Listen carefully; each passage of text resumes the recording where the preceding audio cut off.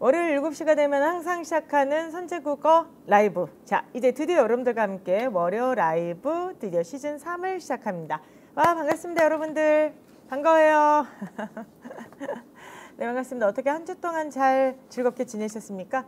저희가 항상 얘기하는 거 있잖아요. 이제 월요일에 이 어떻게 보면 하프 모의고사가 실력을 향상하는 보충적 문제풀이가 됐으면 좋겠다. 그것도 있지만은 이제 월요일 저녁이잖아요. 그러니까 한 주 동안의 나를 좀 반성하고 또 앞으로 또 한 주를 또 생각하면서 내가 좀 이렇게 살았으면 좋겠다. 다시 한번 다짐하는 시간이 되었으면 좋겠습니다. 지금 손범규 씨가 여러분 반갑습니다. 2주 연속 라이브 출첵했어요 라고 하시는데 환영의 박수 한번 이렇게 쳐주세요.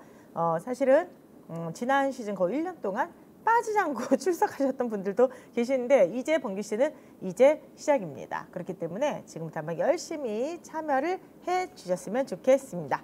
자, 여러분들 일단 시즌 3은요. 여러분들과 함께 프리파이널 하프 모의고사로 시작을 해요. 그래서 프리파이널이라고 하니까 어떤 거냐라고 하시는데 일단 제가 조금 좀 생각했던 게 있습니다. 바로 뭐냐면은 우리가 그 전까지는 정말 기출 유형을 통해서 하나를 잡아서 쭉쭉 분석을 했지 않습니까?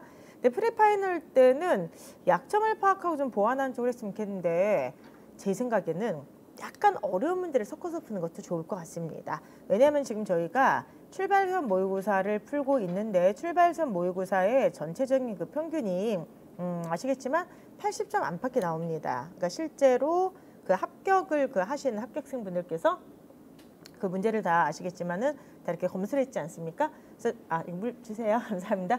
그래서 정답들 같은 거를 좀 체크를 해가지고 풀다 보니까 저희가 인혁처의 출제 경향하고 딱 일치를 해서 내다 보니까 좀 약간 조금 과하게 어려운 것들 아니면 아직까지 완전히 안 나왔던 유형은 좀 배제를 해요. 그런데 아시겠지만 문제를 풀 때 정말 예상하지 않았던 복병을 만나서 한 대씩 얻어 터진 것도 되게 필요해요. 그래서 여러분들과 함께 프리파이널은 뭐 문제 다 어렵진 않고요.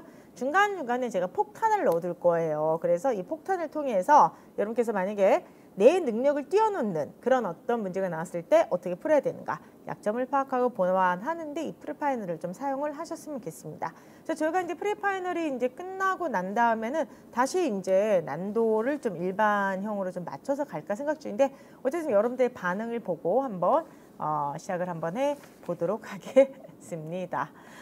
잠깐만요. 시작하기 전에 외계름님 오늘 출발선 점수가 툭 떨어져서 멘탈이 나왔다고 했는데 그렇지 않습니다. 괜찮아요. 가끔가다 점수가 이렇게 출렁출렁이기도 하고요. 출발선 모의고사도 중간중간에 그 앞에 차보다 계속해서 쉽지가 않아요. 그러니까 어려운 것도 있고 쉬운 것도 있기 때문에 너무 이렇게 일희일비하지 않도록 하시고요. 그리고 핵폭탄급의 문제를 프리파이널에서 다루지 않아요. 그렇지 않고 이렇게 설명을 들으시고 천천히 풀어보면 충분히 수긍할 만한 그런 문제. 그러니까 출발선 모의고사 다루기 힘든 그런 문제들을 좀 일부 넣었다. 이렇게 보시면 좋을 것 같습니다. 자, 어찌되었든 간에 지금부터 이제 라이브 시작하기 전에 한 주의 시작, 자기 점검의 시간을 갖도록 하겠습니다. 오늘 제가 요 말을 가져갔어요. 수험의 힘. 이 말을 가져왔는데 이제 제가 항상 독해의 힘 하면서 되게 좋아하는 말이기도 합니다. 근데 제가 이제 왜 이걸 가져왔냐면은 좀 이따 제가 지난주에 있었던 우리 문제 풀다가 이제 약간 재단 행사에 대해서 잠깐 말씀드릴 텐데 한 분이 저희 재단 때 이제 장학생들 초청해서 행사를 했어요. 좀 이따가 사진 잠깐 보여드릴게요. 근데 대부분이 현직 공무원분들이 오셨는데 다 오신 게 아니에요. 다 오신 게 아니고 일부 분들은 현재 자영업 하신 분들 계시고요.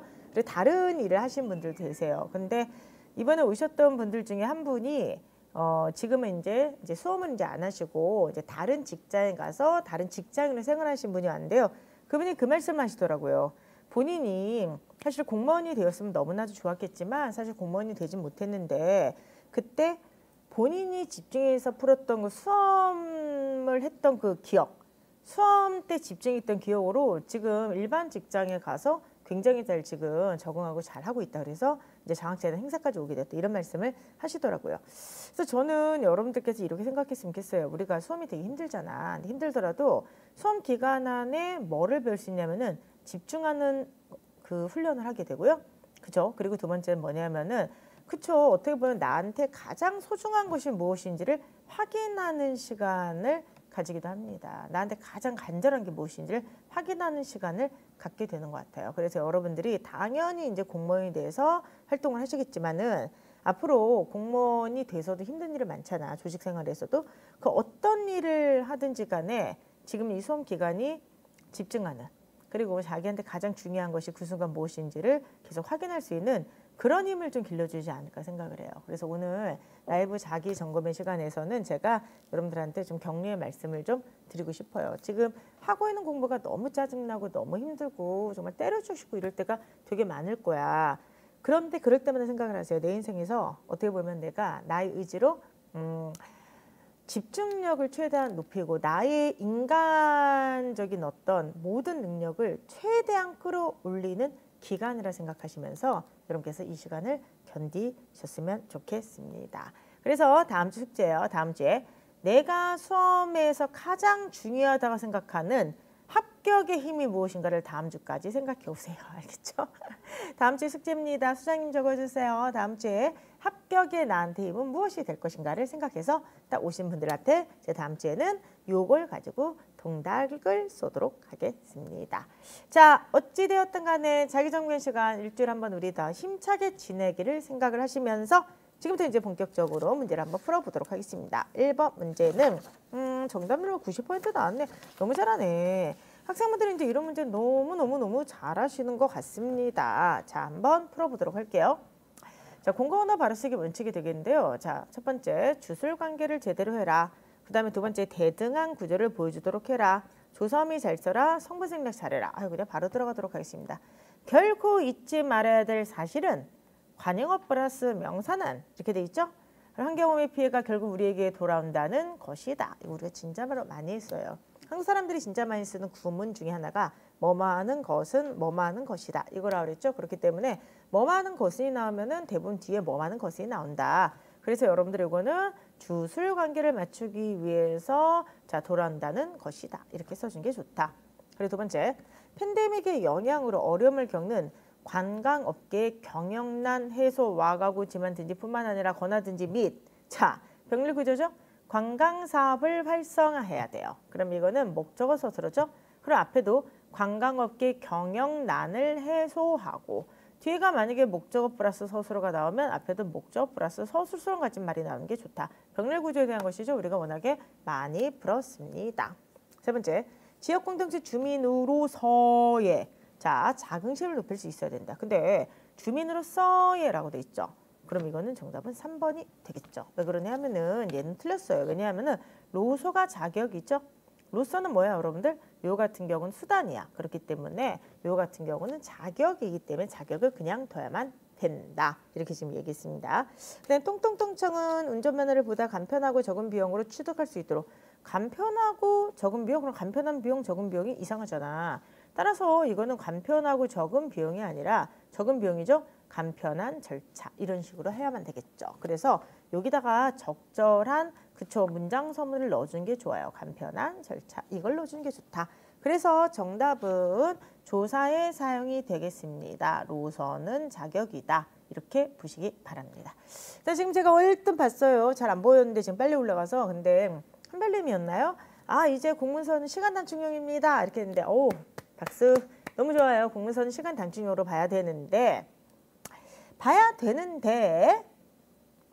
지금 제가 지금 약간 목이 쉬었죠. 사실 다행이야. 전 지금 오히려 목을 많이 써서 지금 오히려 목이 풀렸어요. 아까 사실 오후에 제가 수업이었는데 오후에 출발선 모의고사 수업인데 출발선 모의고사 1, 2교시 때 수강생들한테 진짜 미안했어요. 오늘 14, 15, 16%나 약간 거기 푸는데 좀 많이 좀 미안하더라고요. 왜냐면 1교시 때 목이 안 나왔어. 목이 너무 아파가지고 목이 안 나오다가 오히려 3교시 때부터 목소리 뚫리더니 라이브를 위한 목소리인가요? 라이브 때부터 지금 목소리가 막 뚫리는 거야.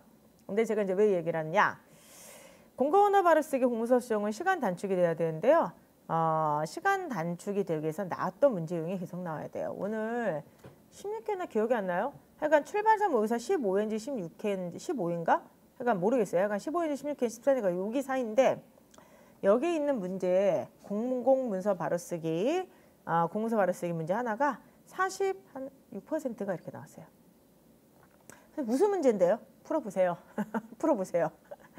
선생님 뭐 그럼 이게 아주 어려운 건가요? 사실은 옛날에 냈으면 그렇게 어려운 수준이 아닌데 요즘 이제 워낙에 공문서를 좀 쉽게 내잖아. 나왔던 걸 또 내고 또 나가다 보니까 약간 새로운 거 하나 냈더니 바로 그냥 점수가 그냥 팍 깎이더라고요. 그쵸? 얘기하지 말아주세요. 얘기하지 말아주세요. 무슨 문제인지. 풀어보세요. 저한테 도대체 뭐라 그러면 뭐죠라 그러면 어떻게 안 풀어보고. 그런데 이제 풀어보면은 특히 정답을 이렇게 보고 나면 이거였어 이런 문제가 있다는 거죠. 습하면 안 돼. 습하면 안 돼. 그렇죠? 그 캐대언의 남주 죽는데 나 습하지 말라 그래서 분명히. 그래서 어찌 되었든 습한 저만 해야 돼요. 저만 해야 됩니다. 그래서 어찌 되었든 간에 그래서 어찌 되었든 이제 제 말씀 뭐냐면 잘 풀고 계시는데 자만하지 말자는 거예요. 그래서 문제를 너무 이렇게 지엽적으로 만들지는 않는데요. 중간중간 이제 함정도 있으니까 해결 출발선 모의고사 끝까지 풀어보세요. 2번 문제로 들어간다. 아니 이게 어쩐 일이야? 왜 이 문제가 69%일까요?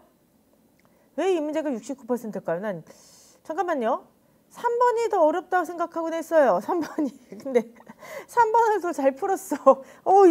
이게 뭐야 도대체. 이게 뭘까 도대체. 그쵸? 이게 왜 69%일까요? 자, 한번 해보죠. 우리 반 학생 모두 시계를 차고 다녀. 그치? 그럼 학습 플래너를 지금 쓰는 학생은 모두 시계를 차고 다녀. 이렇게 나오죠. 그럼 이거는 딱 보더라도 이게 모두에서 모두가 나오는 거잖아. 어떤 아니지. 그치? 그 다음에 어떤 아니지. 그럼 답은 둘 중에 하나잖아. 지금 이게. 둘 중에 하나만 맞추면 되는 거잖아요. 그렇죠? 근데 이번에 어떻게 틀렸을까 한번 해보도록 하겠습니다. 보세요. 우리 반 학생은 1번. 우리 반이야. 모두 시계를 차고 다닌대. 해보고 모두 시계를 차고 잠깐만요. 다 했을게요. 우리 반 학생은 모두 시계를 차고 다닌다. 그렇죠? 근데 두 번째 이제 뭐냐면 얘가 지금 비어져 있어. 그러면 결론이에요. 결론이 이제 뭐냐 하면은 학습 플래너를 쓰는 사람들은 모두 시계를 차고 다닌다. 이렇게 돼 있어. 근데 왜 이걸 틀렸지? 자 보세요. 얘가 지금 모든이죠. 결론이 모든이죠. 그러니까 얘는 무조건 모든뿐이 안 나오지. 그럼 봐봐. 자 조건문 두 개에서 결론이 조건이 나와서는 아마도 가운산단 쓰지 않겠어요? 가운산단이든 뭐든 간에 무조건 항을 맞춰야 되잖아. 항을 맞춰야만 되니까 얘를 무조건 그쵸. 항을 일치시킨 걸 찾아야죠. 끝에는 무조건 시계로 이렇게 만들어놔야 돼. 그러니까 얘는 무조건 일치를 시켜야 돼. 그러니까 시계는 더 이상 건드릴 수 없어. 2번이나 지금 썼어. 그리고 여기에 들어가 있는 거는 얘가 들어가든지 얘가 들어가야 되는 거 아니야. 그치? 근데 이거는 지금 연원이 아니라 연원일 때는 참으로 인정되는 게 어떻게 이렇게 들어가 있지만 그게 아니라 얘는 자 조건이잖아요. 조건이니까 이것을 두고 얘랑 얘를 연결시킬 때 어떻게 연결시켜야겠어요 여러분들. 그렇죠? 이 앞에다 학습을 붙이면 되는 거잖아. 학습 플래너를 쓰면 어떻게 된다? 그렇죠. 우리 반이다. 근데 우리 반이면 시계를 쓴다. 그러면 학습 플래너를 쓰면은 시계를 쓴다. 이렇게 연결되는 거 아니에요? 그렇죠? 그렇기 때문에 여러분들 요거 같은 경우는 가언 3단 쓰면 되는 거잖아. 가언 3단 논법 요거 쓰면 되는 거죠. 학습 플래너를 쓴 사람 모두 우리 반이다. 4번인데 이거 왜 이렇게 정답률이 떨어졌을까? 어머나 너무 의외야 지금. 왜 의외냐면은 제가 혼자 생각할 때는 2번보다 3번 정답률이 낮지 않을까라고 생각을 했던 겁니다. 근데 3번이 더 높아. 자 다시 한번 봅시다. 얘가 바로 뭐야? 전칭. 그럼 얘는 무조건 전칭이 나올 수밖에 없죠. 시계는 움직일 수가 없죠. 이미 썼으니까. 얘랑 얘만 연결하면 되는데 뭐가 앞에 가야 되겠어요? 얘를 그대로 두고 앞에 학습만 붙이면 되는 거잖아. 그럼 강사도 학습이면 우리 반, 우리 반은 쉬게, 학습이면 쉬게 이렇게 되는 거죠. 되십니까? 정답은 그리하여 4번이 되겠습니다. 상대적으로 3번이 잘 푸네. 사실 이 3번 문제는요. 불과 2년 전까지만 하더라도 1년 반 전까지만 하도 제가 심화 문제 넣었던 거예요. 왜 그러냐면 이게 수빈이겨 논리가 처음 나왔을 때 제가 심화편에 이걸 넣을 정도로 그 당시엔 학생분들이 이런 문제가 나오면은 풀 줄은 몰랐어요. 이거 어떻게 해야지 어떻게 해야지 막 이러면서 끝냈다는 거죠. 근데 여러분들은 지금 뭐 제가 볼 때 뭐 논리에 거의 뭐 그쵸 정말 고수들이 되고 있는 것 같습니다. 1번부터 한번 해보도록 하죠. 허생전이 읽히면 가로 치세요. 가로 안 치면은 자 뭐라 그랬어요 제가? 마이너스 1점. 가로 안 치면은 마이너스 1점이라고 하는 거고 기억을 좀 해주시기 바랍니다. 그래서 춘향전과 박시전이 읽힌다. 그 다음에 2번에 구운몽이 읽히면 삼국유사와 홍길동전이 읽힌다. 3번에 홍길동전이 읽히면 박시전이 읽힌다. 4번에 구운몽이나 허생전이 읽힌다. 아, 근데 여러분 이게 되게 잘하네. 그치? 어떻게 푸는 게 좋을까요? 저 보시면 얘가 조건이죠?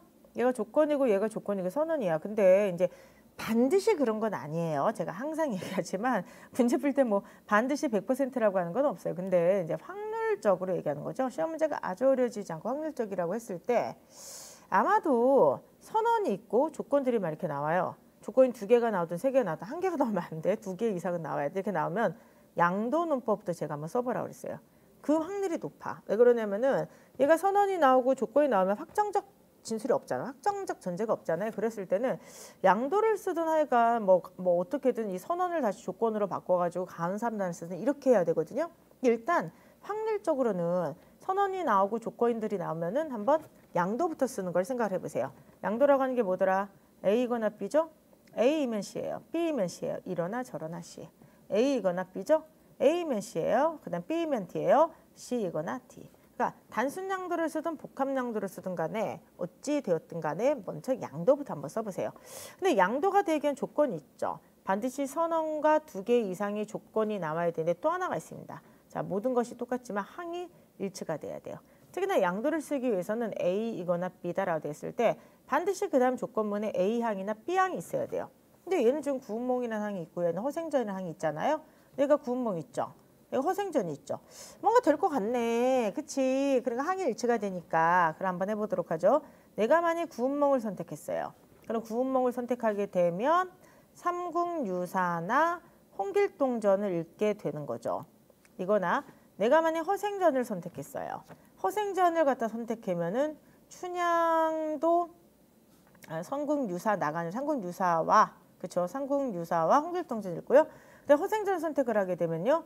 춘향전을 읽고 박시전을 읽게 됩니다. 그러니까 내가 얘를 선택하면 얘를 선택하면 얘인데 여기서 홍길동전을 읽은 사람은 무조건 박시전을 읽었어요. 홍길동전을 읽으면 무조건 박시전을 읽게 되는 거죠. 그렇게 되면 결과적으로 내가 구운몽을 선택하면 삼국유사, 홍길동, 박시전을 읽고 허생전을 선택하면 춘향전, 박시전을 읽어요. 그럼 양쪽에서 공통된 게 뭐죠? 박시전이죠.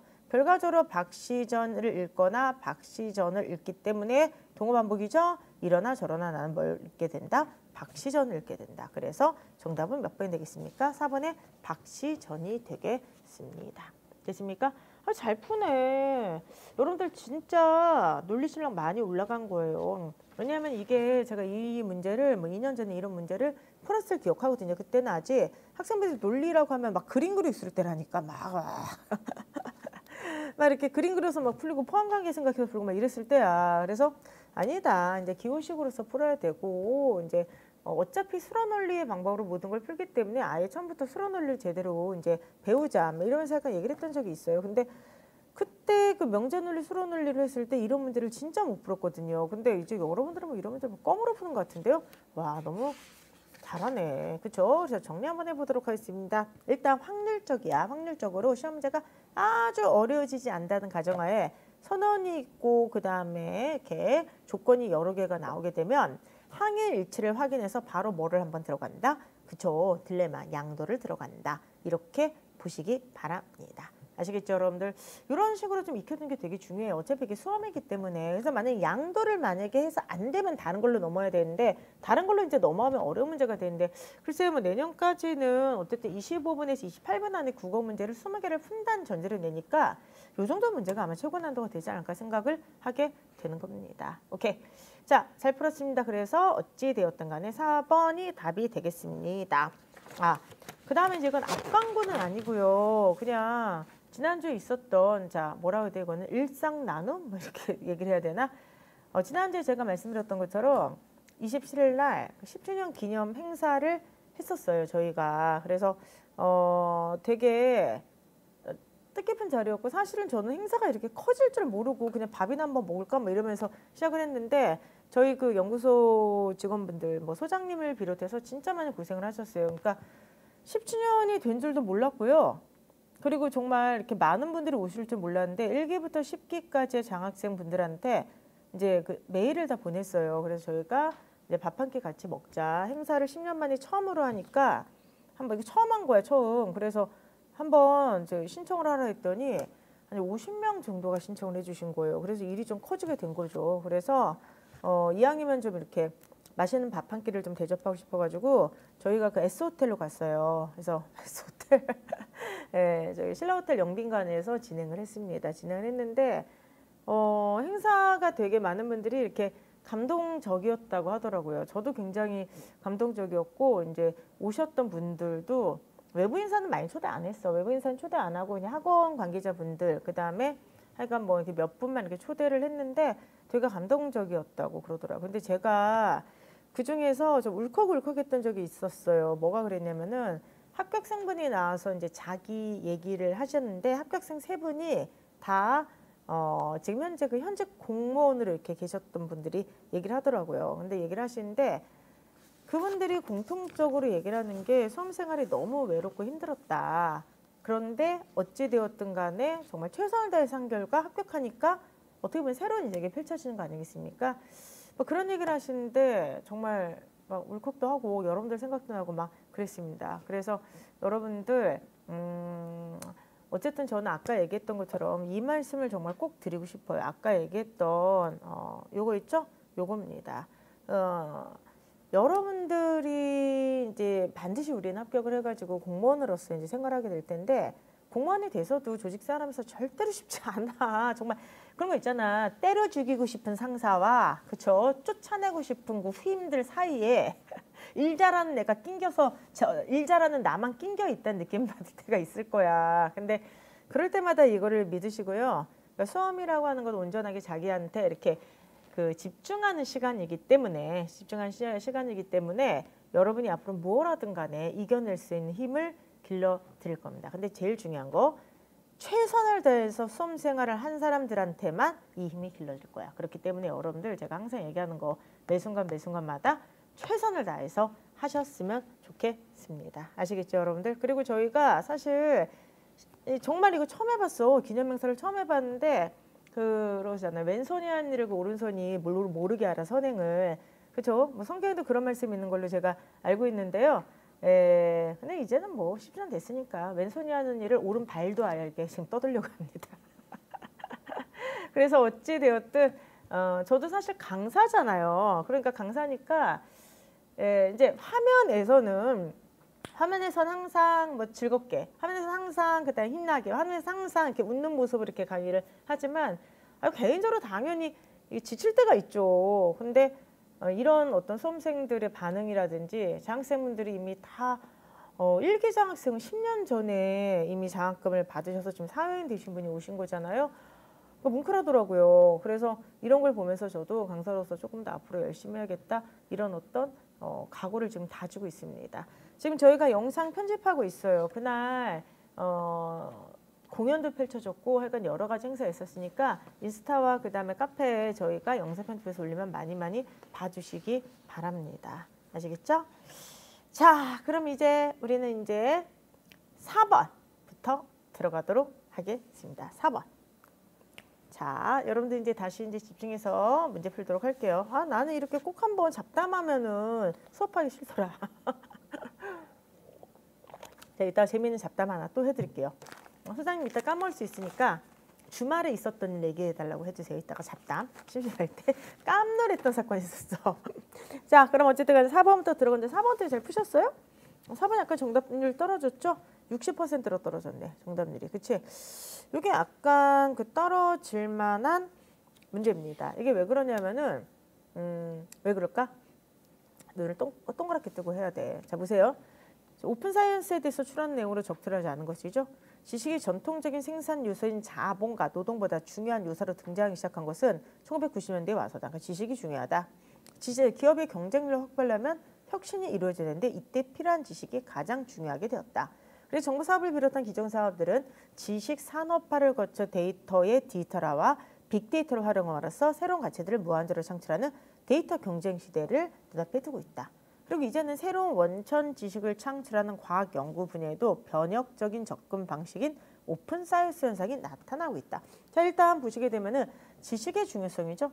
지식이 중요해서 지식 산업화 무엇을 통해서 지금은 이제 오픈 사이언스까지 되었다는 거죠. 그럼 도대체 그 밑을 보게 되면 이걸 이끌어낸 게 무엇일까? 데이터의 디지털화. 여기 나왔죠? 빅데이터 활용. 요거 있죠? 계속해서 지금 이게 문제가 되는 거죠. 과학연구 분야는 물론 학술 시장인데 큰 변화를 일으키고 있다. 연구 결과를 학술 논문 형태로 작성해 출판물을 통해 유료로 개방하던 기존의 방식이죠. 그렇죠? 여기서 벗어나 대비항이 만들어지게 되네요. 됐습니까? 오픈 액세스 학술지를 통해 무료로 논문을 제공한 사례가 등장하게 된 것이다. 아, 그렇구나. 이렇게 무료로 논문을 제공하는 것을 오픈 사이언스 현상이라 하는구나. 근데 그 다음 보세요. 이는 새로운 과학 지식 창출을 위한 연구 결과의 공개와 접근성 강화가 요구되면서 빚어진 현상이다. 그럼 보세요. 이 문장을 자세히 보도록 하면은 오픈 사이언스 현상이라고 하는 건 뭐냐면은 얘가 생기면서 얘가 생기게 된 거야. 그러니까 과학 지식 창출을 위한 공개와 접근성 강화가 요구돼. 그러니까 지식 창출을 위해서 공개해 주세요. 공개해 주면서 하면서 당연히 얘가 생기게 된 거죠. 더 나아가 과학적 성과 창출에 필요한 데이터 공유 요구가 커지면서 공개해주세요, 공개해주세요, 공유해주세요 라고 하는 게 커지면서 공공연구 데이터의 개방과 활용도 확대되고 있다. 이렇게 돼 있어요. 됐습니까? 그럼 이제 뭔지 아시겠죠, 여러분들? 새로운 과학기술 창출을 위해서 그쵸, 연구 결과를 공개를 해야 돼. 그치? 그리고 이런 것에 대한 공유 요구가 커지면서 개방과 활용도 확대되고 있다. 그러니까 요구가 커지면서 결과적으로 실제로 되고 있다. 이렇게 써야만 되겠죠. 자, 4번 문제 왜 틀렸는지 아시겠죠? 이제 얘기해 보세요. 왜 틀렸어? 그치, 일단 나머지 제가 읽지를 않았는데 공공연구 데이터의 개방과 활용도가 확대에 따라 새로운 과학기술 창출의 필요성이 부각되었어요. 개방하고 확대를 했어, 활용도를. 그래서 새로운 과학지식이 창출의 필요성이 부각된 거야? 아니지. 인과를 보세요. 뭐가 먼저죠, 여러분들? 새로운 과학지식 창출의 필요성이 생기게 된 거죠. 과학지식을 새롭게 창출하기 위해서 공개해줬으면 좋겠다, 공유해줬으면 좋겠다. 그 요구가 생김에 따라서 결과적으로 공공연구 데이터가 개방되었다는 거죠. 여기 다시 한번 읽어보세요. 자, 데이터 공유 요구가 커졌다. 그치? 그리고 자, 이게 요구되었다. 그러면서 개방과 활용도도 확대되고 있다. 요구가 먼저고 필요성이 먼저지. 요구가 먼저 그 다음에 실제로 개방된 게 나중이 되는 거죠. 그럼 이거 뭐야? 인과에 오르기도 하고요. 선후에 오르기도 한 겁니다. 여기를 조금 조심해서 읽었어야 됐어요. 근데 이게 워낙 비싼 말이 반복돼서 안 읽힐 거야. 근데 어쨌든 간에 그래서 이렇게 데이터가 개방이 됐지. 그래서 확장이 됐죠. 그래서 공공 목적뿐만이 아니라 협력을 통한 새로운 지식의 재창도 기대된다. 그래서 이런 거대한 지식 환경의 변화를 직시한 선진국들의 선제 대응이 발빠르게 되면서 국제 간 협력도 강화되고 있다. 이렇게 얘기하고 있죠. 그러면서 이제 그 밑에를 보게 되면은 국가 간의 연구 데이터 교류를 하고 있고 최근 OECD 보고서에 의하면은 오픈 사이언스를 위한 계획과 프로그램을 마련하고 있다. 이렇게 이제 얘기를 하고 있습니다. 됐습니까? 정리 한번 해보도록 하죠. 그럼 4번 문제를 보세요. 지식 산업화 현상과 빅데이터의 발전에 영향을 받았다. 그렇죠? 여기를 보게 되면 계속해서 여기 자, 데이터의 디지털화, 빅데이터 발전. 그래서 지식 산업화 맞죠? 맞습니다. 기존의 과학 지식이 다양한 주체에서 협력적으로 사용된다. 맞죠? 3번이 아까 이제 틀렸다고 했고요. 얘기했고요. 이게 마지막 단락에 나온 내용이 되겠습니다. 그런데 딱 보면 약간 느낌으로 약간 선호관계, 인과관계 거기서 이제 문제가 나올 것 같잖아. 그래서 4번의 답은 3번이 되겠어요. 5번 문제 되게 잘 풀었네. 어머나. 아니 5번 문제를 이렇게 잘 풀 줄을 좀 몰랐습니다. 왜 그러냐면 시간의 압박을 좀 쫓기면서 실수하지 않았을까 생각을 했는데 너무 잘 푸셨어요. 앞전법에 대해서 지금 이야기를 하고 있죠. 근데 이건 뭐냐면은 자 뭐라 되세요? 주체가 말하는 이보다 상위자더라도 주체가 말을 듣는 청자죠. 하위자인 경우에는 주체를 높이지 않을 수가 있다. 이렇게 얘기를 했습니다. 이게 이제 무슨 말인지 보도록 하겠습니다. 그냥 간단하게 이론으로 설명을 해드리면은 원래 우리는 아버지를 항상 높여야 되잖아요. 근데 만약에 말을 듣는 사람이 할아버지야. 그러면은 주체가 아무리 나보다 높다고 하더라도 말을 듣는 청자보다는 낮죠. 그렇기 때문에 아버지를 낮춰야 된다고 하는 거야. 그래서 이 앞전법 뭐냐면은 존대를 자 누를 나비죠. 눌러 낮춰라 해서 앞전법이 되는 겁니다. 자 그럼 한번 요거는 한번 읽어보도록 할게요. 가령 선생님께서 댁에 가셨습니다. 는 철수가 집에 간다와 달리 주체는 뭐야? 선생님이죠. 말하는 사람이죠. 화자죠. 보다 상위자이기 때문에 주체를 높이게 된 거죠. 아버지, 할아버지께서 돌아오셨습니다 해서 할아버지는 주체죠. 근데 듣는 이가 아빠죠. 그러면 이거는 주체가 듣는 이보다 어떻게 돼 있어요? 그렇죠. 상위자가 되죠. 이렇게 되는 거죠. 그렇기 때문에 주체를 높여서 표현했죠. 그런데 대비양 할아버님, 아버지가 지금 돌아왔습니다 해서 주체는 아버지죠. 듣는 이는 할아버지죠. 누가 더 높아? 할아버지가 높잖아. 따라서 주체는 그쵸. 듣는 이보다 상위자가 아니죠. 그렇기 때문에 이거는 주체를 높일 수가 없죠. 됐습니까? 그래서 이거는 듣는 이를 갖다가 고려를 해야만 되는 거죠. 됐습니까? 그래서 여러분들 이거 같은 경우는 바르게 주장한 거 주체는 말하는 이보다 상위자죠. 말을 하는 거는 지금 화자니까 듣는 이를 고려해서 그쵸? 주체를 높이지 말아야 된다. 이게 바로 앞전법이라고 했습니다. 됐습니까? 5번도 이렇게 잘 풀었어요. 그래서 5번의 정답은 3번 되겠는데요. 이거는 여러분께서 앞전법을 이해하고 이제 계신 분들 계시겠지만 앞뒤 맥락을 보면은 그쵸? 여기서 주체와 듣는 이, 말하는 이의 관계만 파악하면 되죠. 그래서 어찌 되었든 간에 그걸 보고 보시면 되겠습니다. 됐습니까? 5번 답은 3번이 되겠어요. 자, 오늘의 폭탄 문제를 보도록 하겠습니다. 사실 이번 주의 픽인데 이 문제를 어디서 가져왔냐. 이거 말씀드려도 되나? 이거 매일국어 지금 저희가 시즌 4를 촬영하고 있어 벌써. 시즌 4에 들어간 문제인데 여러분들 이거 정답률이 이렇게 낮을 거라 생각을 못했네요. 6번 문제 정답률이요. 와우. 이거 얘기해도 되나? 26? 그런데 상위권 잘 풀어요. 상위권을 보시게 되면은 70%가 나왔습니다. 그래서 지금 어떻게 보면은 전체 정답률과 상위권 정답률이 굉장히 큰 차이가 나게 되는 건데 잠깐만요. 여러분들께서 지금 너무 문제를 못 풀어서 제가 눈물이 나요. 그래서 눈물이 나서 잠깐 눈물이 코로 들어가면 콧물이 되는 것 같아요. 그래서 잠깐만요. 어떡하지? 콧물이 너무 심하게 나는데 왜 갑자기 콧물이 날까요?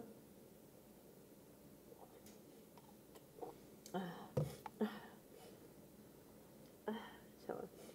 이거 큰일 났네. 어떡하지? 콧물이 막 나.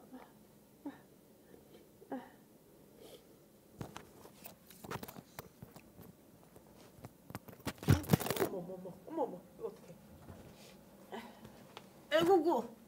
아이고구 소리 나온다. 죄송합니다.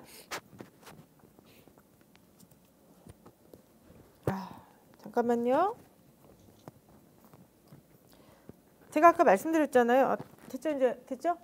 제가 아까 말씀드렸던 것처럼 제가 아까 수업 시간에 119시 때 목이 너무 안 좋았어요. 뭐 코도 너무 아프고 목도 아프고 그래서 지금 다 나은 줄 알았어. 그런데 나은 게 아니라 조금 약간 좋아졌다가 다시 이제 코가 막히는 것 같습니다. 그래서 지금 6번 이후로는 제가 여러분 죄송해요. 목소리가 좀 멍멍하게 좀 나올 것 같은데 목도 좀 안 나오고 좀 그럴 것 같아요. 아우 이게 날씨가 추워진가 갑자기 막 이러네요. 그러니까 여러분이 너무 문제를 못 풀어가니까 눈물이 나는 것 같아요. 그건 아니고요. 그건 아니고 이 문제는 제가 이미 실강에서 지금 매일국어 미리 촬영해서 한번 했잖아. 근데 거기서도 워낙에 학생들이 어려워하셔가지고 한번 이 문제를 가지고 한번 폭탄 문제를 대처하는 법을 한번 해보자는 거야. 근데 이 문제는 큰일 났네. 계속 콧물이 나는데 여러분들 저 만약에 수업 시간에 콧물이 좀 나와도 좀 약간 양해해 주세요. 그리고 이제 나 진짜 이런 거 되게 싫어하는데 제가 코를 먹으면서 수업할 수도 있습니다. 흘리든지 먹든지 둘 중에 하나인데 제가 그래도 어쨌든 공단계에 그래도 미모를 담당하는 강사인데 콧물을 흘릴 순 없다. 차라리 먹겠습니다. 그래서 먹다라도 약간 좀 양해를 해주시기 바랍니다. 저 사람 배가 고픈가 이렇게 좀 생각을 해주시기 바랍니다. 그래서 어찌되었든 자 어쨌든 간에 큰일 났네. 제가 이따가 너무 좀 심하면 잠깐 밖에서 좀 코를 풀고 좀 오도록 하겠습니다. 자, 일단 6번 문제 한번 집중을 한번 해보도록 하겠습니다. 6번 문제 집중을 한번 해보면은 이거 어떻게 글을 이해하셨어요? 자, 제가 이제 수업 시간마다 그 얘기를 했던 적이 있어요. 우리가 글을 이해하고 해석하면 최고다.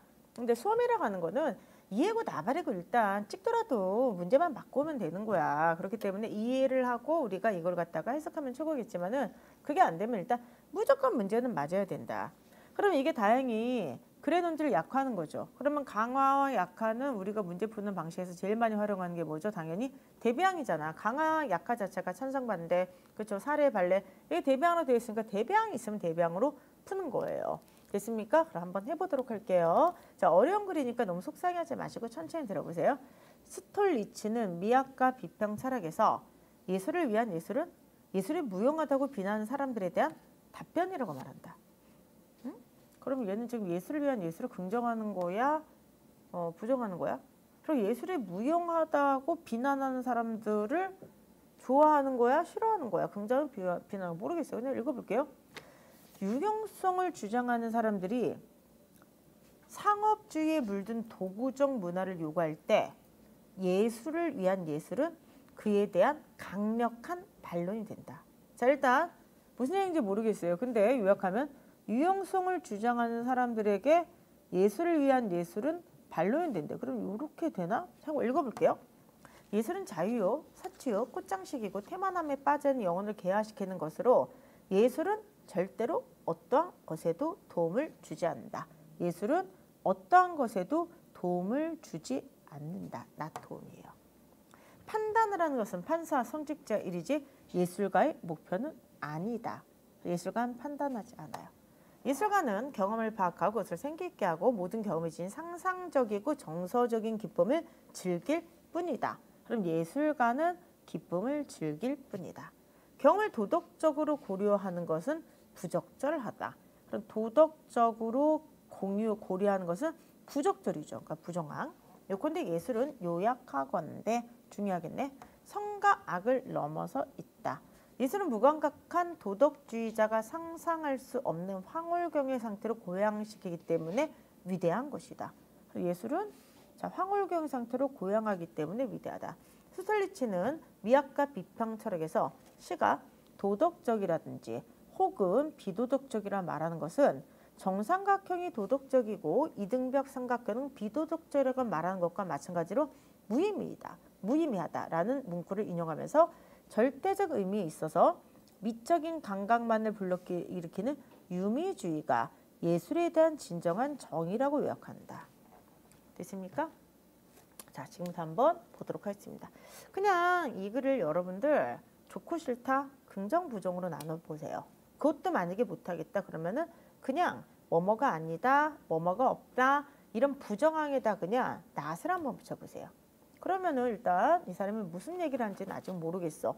근데 어찌되었든 간에 예술을 위한 예술에 대해서 처음에 얘기를 하는데 이거를 긍정하는지 부정하는지 모르겠지만 유용성을 주장하는 사람들에 대한 반론이니까 여기가 대비항이 만들어진 건 맞을 거예요. 그렇죠? 그런 다음부터는 그냥 간단하게 부정항에다 가로만 쳐. 예술은 도움을 주지 않아. 예술은 판단을 하지 않아. 예술은 도덕적으로 고려하지 않아. 예술은 성과 악을 넘어서 있으니까 성과 악을 판단하지 않아. 예술은 그 다음에 도덕, 비도덕이란 말하는 것은 무의미해. 그래서 예술은 미적인 감각만을 불러일으키는 유미주의가 진정한 정의야. 이제 좀 다시 읽히세요? 자, 그러면은 이 스톨리츠라는 사람은 지금 무엇을 이야기하는 걸까? 그렇죠. 유미주의 얘기하는 거지. 그렇지? 그리고 유미주의가 만약에 내가 뭔지를 모른다고 하더라도 그냥 대비항을 만들어 보세요. 자, 얘는 미적인 것만 얘기하는 거야. 미적인 감각만, only 미적인 감각만 이야기하는 거지. 자, 그러면은 이 유미주의의 반대가 되는 게 이게 바로 스톨리츠와 반대가 되는 거겠죠? 그럼 여기서 자, 얘기를 해보세요. 그러면은 자, 뭐가 될까? 예술은 도움을 주지 않아. 유미주의는 자, 그럼 계속해서 써보세요. 예술은 나 판단이야. 그 다음에 예술은 나 도덕적인 고려야. 도덕적. 그리고 나 선과 악을 넘어서 있는 거야.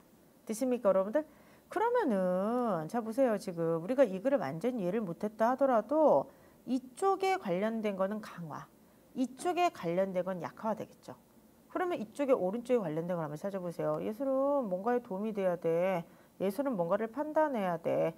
예술은 도덕적으로 고려를 해야 돼. 예술은 선이든 악이든 이걸 나눌 수가 있어야 돼. 이렇게 돼 있죠?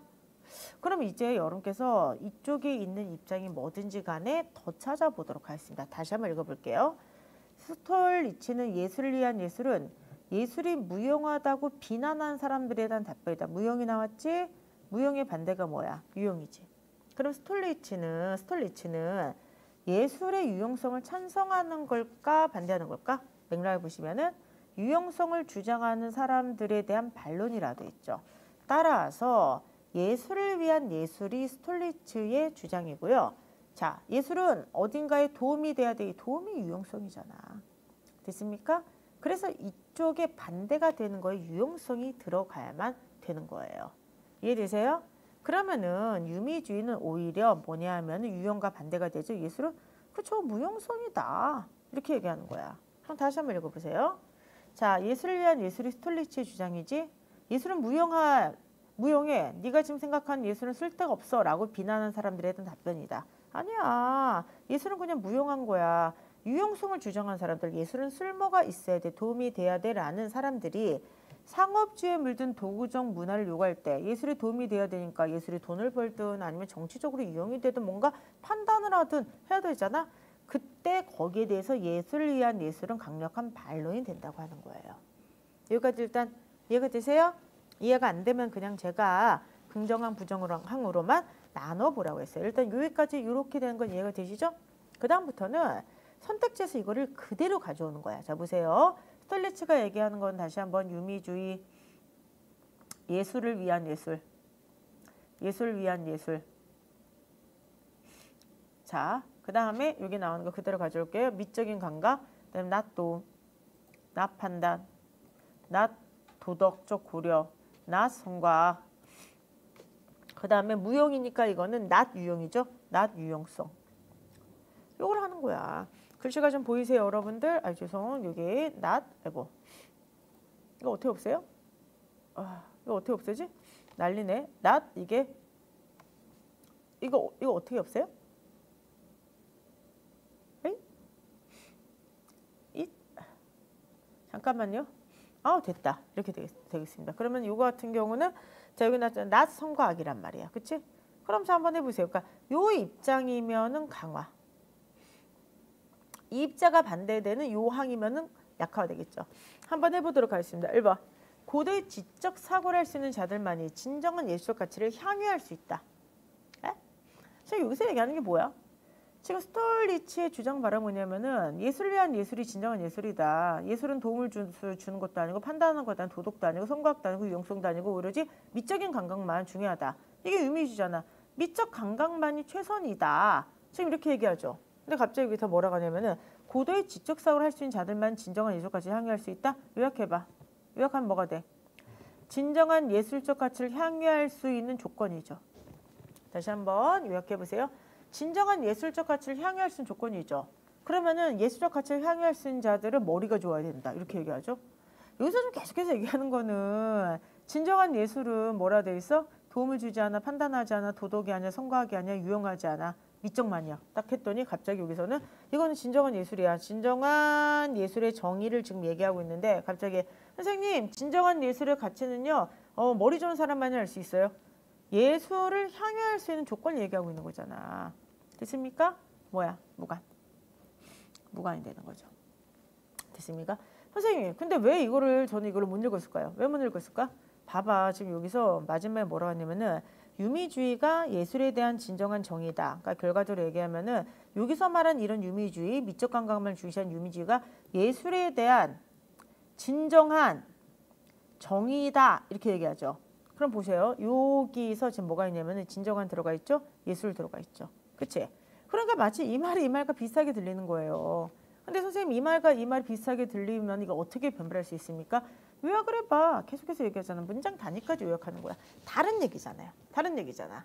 됐습니까? 여기는 진정한 예술의 조건, 진정한 예술의 정의, 진정한 예술의 그런 또 특성을 지금 얘기하죠. 유미주의라고 하는 게 진정한 예술들 이렇게 얘기하는데 여기는 진정한 예술적 가치는요. 고도의 지적 사고를 할 수 있는 자들만 향유할 수 있어요. 뭐야? 예술을 향유할 수 있는 자의 조건이죠. 갑자기 지적 사고가 나와. 다르지. 근데 왜 우리는 이걸 무관으로 생각을 못했을까? 요약하지 않아서 그래요. 그러니까 요약은 제가 항상 얘기하죠. 요약은 습관이야, 습관. 습관이고 요약을 한다는 건 뭐냐면은 그 순간 뇌를 괴롭힌다고 생각해야 되나? 이렇게 쫀다고 생각해야 되나? 그렇게 생각을 하셔야 돼요. 그래서 우리가 이 얘기를 하잖아요. 예를 들어서 어렸을 때부터 책을만 읽으면은 뭐 이렇게 도움 된다. 그거 맞거든요. 근데 책을 읽는 것도 중요하지만 책을 읽으면서 계속해서 요약을 해야 돼요. 그러면은 요약을 하는 순간 사실 요 내용과 여기 있는 말에 자 보시면 항들이 똑같죠. 논리로 얘기하면 항들이 똑같지만 완전 다른 얘기를 하고 있다는 걸 알 수가 있습니다. 됐습니까 여러분들? 그런 식으로 보시기 바랍니다. 그렇기 때문에 약화하는 것이니까 X. 약화는 아니겠죠? 그럼 두 번째. 예술은 상업주의에 물든 사회를 비판하는 가장 강력한 도구이다. 2번도 헷갈려. 왜 그러냐면은 요 앞에 뭐가 있냐면은 예술을 위한 예술은 여기 있죠? 상업주의에 물든 도구적 문화를 요구하는 유형성을 주장하는 사람들을 비판할 때 반론이 된다라 돼 있죠. 그러니까 여기 상업주의란 말이 있으니까 선생님 예술을 위한 예술은 상업주의를 비판하는 거 아니에요? 라고 얘기하죠. 자, 그런데 생각을 해보세요. 여러분들. 자, 잘 한번 생각을 해보도록 하겠습니다. 여기는 뭐야? 예술이지. 예술을 위한 예술이지. 예술을 위한 예술은 뭐다? 판단하지 않는다. 그쵸. 도덕에 대한 고려가 없다. 도움을 주지 않는다. 그럼 보세요. 예술은 상업주의에 물잖아요. 그러니까 여긴 중요하지 않아요. 그러니까 어떤 사회를 비판하는 강력한 도구이다. 비판한다는 것은 결과적으로 판단한다는 거지. 여기서 말한 유미주의는 미적 감각만 중에 판단하지 않는다. 도덕적인 고려를 하지 않는다. 근데 거기에 대해서 뭐라고 하냐? 선생님, 예술은요 판단하지 않는 게 아니고요. 도덕적 고려를 하지 않는 게 아니라요. 이 사회를 비판하는 가장 강력한 도구가 될 수가 있습니다. 예술은 비판적 사고의 도구예요. 즉 예술은 판단할 수 있는 그쵸 힘을 가지고 있어요. 이렇게 얘기하는 거죠. 판단이죠. 그러면은 반박이죠. 반박이니까 뭐가 되겠어요? 약화. 세 번째, 미적인 감각만을 추구하는 예술. 이게 바로 뭐야? 유미주의죠. 여기서 얘기하는 거죠. 진정한 예술은 아닙니다. 자, 마지막에 뭐라고 하냐면은 유미주의는 진정한 예술이에요. 이렇게 얘기하죠. 그런데 여기에 대해서 아니 이거 왜 안 나오죠? 잠깐만 죄송해요. 난리다. 아니 미적인 감각만 추구한 예술 유미주의는 진정한 예술이 아닙니다. 반박하는 거지? 그러니까 반박이야. 그럼 뭐가 되겠어요 여러분들? 자 이것도 마찬가지로 약화가 되죠. 정답 그래서 몇 번? 3번이 되는 겁니다. 어떻게 되는지 아시겠죠? 그래서 아이고 잠깐만요. 아 어떡하냐? 자, 나 이제 공단계 어떻게 공단계나 저긴데 저 대표 미녀 강사라고 내가 주장하고 있는데 미모를 담당한다고 주장하고 있는데 오늘 이제 콧물 강사 되었습니다.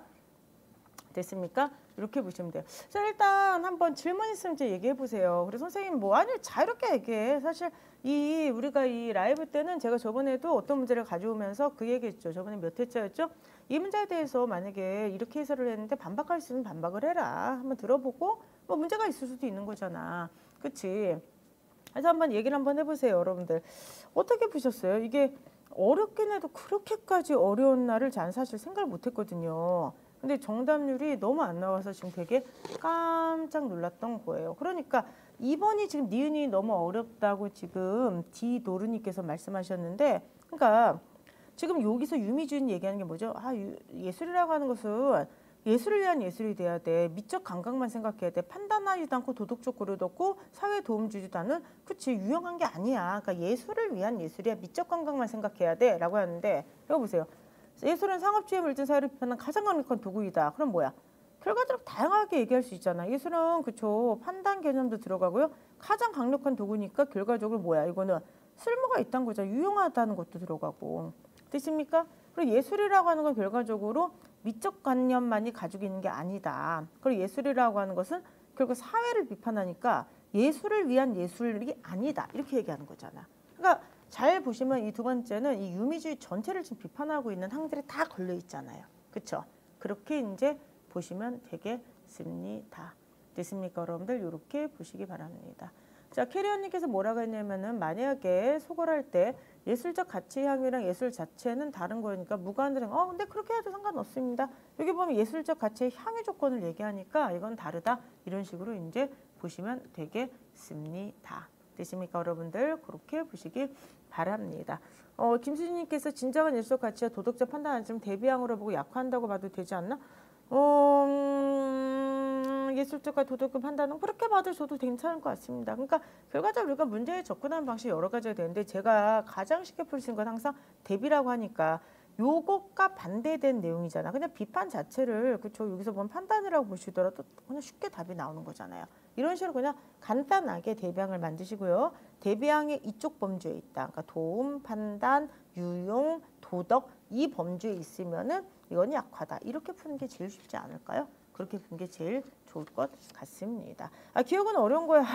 기억이 사실 제일 어려운 거예요. 기억은 왜 그러냐면은 누구에게나 이걸 주게 되면 이거는 강화하면 약하면 고민하게 됩니다. 근데 다시 한번 기억을 잘 읽어보세요. 그럼 기억을 읽어보시면 기억은 이 글의 논지에서 벗어나 있어요. 그럼 이 글의 논지에서 벗어나 있는 것은 뭐가 되는 거죠? 무관이라고 볼 수가 있습니다. 됐습니까? 한별님 어떠세요? 이제 제 설명을 들으니까 기억이 약간 무관으로 좀 읽히세요? 어떠세요? 에? 한별님이 제가 콧물을 내서 저를 버리신 것 같습니다. 네. 그래서 어쨌든 간에 뭐 어렵죠. 어려운 문제 가져온 거야. 자, 정리 한번 해보도록 하겠습니다. 지금까지 이제 여러분들과 함께 6번에 한번 자, 그래서 6번에 한번 이제 여러분들과 함께 어려운 문제를 가져왔는데 오늘 한번 반응을 보고 앞으로 이제 시즌 3에서는 이제 전체에서 하나 정도는 좀 폭탄 문제를 좀 가지고 올까 생각을 하고 있어요. 그래서 한번 폭탄 문제 좀 풀어보시고 근데 여러분께서 이제 특히 독해 폭탄 문제는 굉장히 많이 느끼실 거예요. 푸는 방식이 되게 일정해요. 그 내용을 갖다 이해하고 해석하면 너무 좋지만 배경 지식이 모르면 그냥 구조로서 푸는 문제거든요. 얘도 그냥 이렇게 구조로서 풀게 되는 거야. 그래서 제일 중요한 거는 만약에 모르는 질문이 나오면 쫄지 마시고요. 대비항 만드셔가지고 대비항을 가지고 그쵸 나머지 모든 걸 좀 판단하시면 좋을 것 같습니다. 아시겠죠? 그래서 어찌되었든 이런 문제는 저희가 지금 출발선이나 결승선 모의고사에서는 이런 문제를 다루지 않습니다. 근데 이제 이런 거는 매일 국어라고 한다든지 아니면 라이브 같은 데서 한 번씩 이제 연습용으로 좀 풀어봤으면 좋겠다 이러면서 제가 드리는 문제니까 한번 다시 한번 꼼꼼하게 읽어보시고요. 특히나 대비항을 만들면서 한번 제 설명을 생각해 보시면서 풀어보셨으면 좋겠습니다. 매일고 시즌 3이 12월 8일 날 개강이 됩니다. 그래서 시즌 3이 그쵸 이제 드디어 나오게 되는데요. 시즌 3 같은 경우는 전체 10문제가 학부모의사 중에서 두세 문제가 조금 어려워요. 그래서 평균이 보통 70점 안팎으로 나오도록 만들었던 모의고사예요. 그래서 시즌 1과 2에 비하면 조금 더 어렵다 생각하시면서 보시면 좋을 것 같습니다. 그래서 어쨌든 12월 8일 개강되니까 만관부 바랍니다. 됐습니까? 오늘 저 콧물 때문에 난리네요. 너무 죄송해요. 저 원래 이렇게 좀 지저분하지 않은데 지금 뭐 난리가 났습니다. 어떻게 나 지금. 이 학년 되게 콧물 나와가지고 자꾸 저희가 됐으니까 지난주에 있었던 말씀을 드리도록 할게요. 지난주에 제가 주말에 어떡해 계속 콧물 나.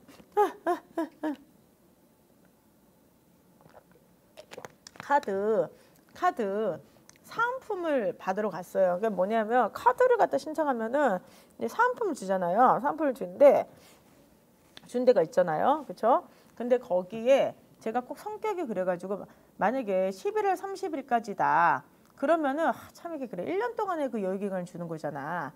저는 꼭 30일 날이나 29일 날 가. 꼭 이때 가서 허겁지겁 가가지고 그래서 저는 카드 사은품을 다 못한 적도 많아요. 왜냐하면 예를 들어서 오늘까지 갔다 무슨 사은품을 줘야 돼. 근데 딱 갔는데 거기 가게가 닫혀 있고 막 이런 경우가 생기게 되는 거예요. 성격이 참 이거 좀 안 좋아. 내가 그랬는데 웬일이야. 그날도 딱 봤더니 11월 말이라는 걸 몰랐어. 근데 11월 말일까지 딱 얘 카드 상품을 주는 거야. 그러면은 또 이제 안 받을 수가 없잖아. 그래서 빨리 가야겠다. 그래서 딱 갔어요. 거기 이제 주차를 했어. 또 주차를 했는데 어쨌든 간에 아니나 다를까 이게 혹시나 가는 날이 장날이라고 사은품 주는 가게가 일요일날 문을 닫는다는 거야. 그래가지고 에이 또 못 받고 나왔구나 하여간 이러면서 근데 다행히 어떻게 받았어요. 그래서 딱 나오는데 주차를 했잖아. 주차를 하고 딱 나오는데 갑자기 거기 주차장 거기 계시는 실장님께서 저한테 오시는 거예요. 그러더니 인사를 하는 거예요. 왜 그럴게요? 자, 질문. 자, 대답을 한번 해보시기 바랍니다. 저한테 인사를 했습니다. 왜 그랬을까요? 자, 빨리 한번 해보세요. 자, 소장님, 가장 창의적으로 쓰신 분한테 통닭을 한 마리 선물해 주시기 바랍니다. 네.